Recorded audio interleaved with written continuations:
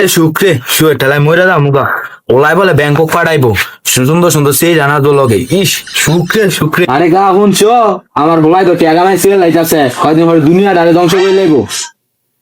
মসজিদের বলাই কামাই অভাব নাই, আমার চোখে ঘুম নাই, ও যে মসজিদে আমি বই রইছে।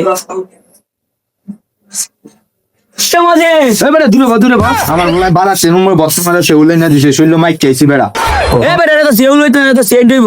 ও যাই হোক এগুলোই মারতাছি আর বেশি দিন বাংলাদেশে থাকতাছি না, ব্যাংকক যাইতাছি গা বলাই ব্যাংকক পাঠাই দিব লগ লগ বলে সেই যা নাচবো। এই সব বনাস তোর বলাই পড়ালেখা করে না, খাওয়া দাওয়া বল হইছে, তোর বলাই এত দিয়ে পাইছে হইতে।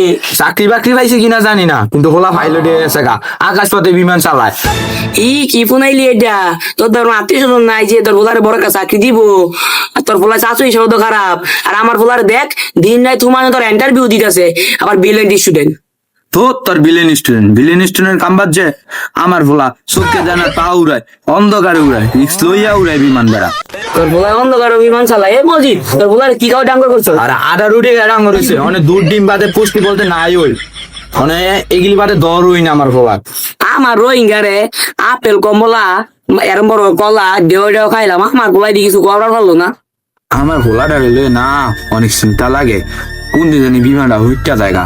আমার ভোলার তো কোনো ক্ষতি হতো না, বিমানটার ভিতরে 200-250 লোক থাকে, হ্যাঁ গো জানি কি হয়, অনেক চিন্তা লাগে বুঝছ না। তোর বলা ড্রাইভার বালা, আর তুই যে কইলি তোর বলা অন্ধকার বিমান চালা, আমার রোহিঙ্গারে দেখ আমি তোর ভাবি আসল বাচ্চাছি মানুষ তোর বাচ্চা কি খাওয়া তোর আমি বড় করছি রে।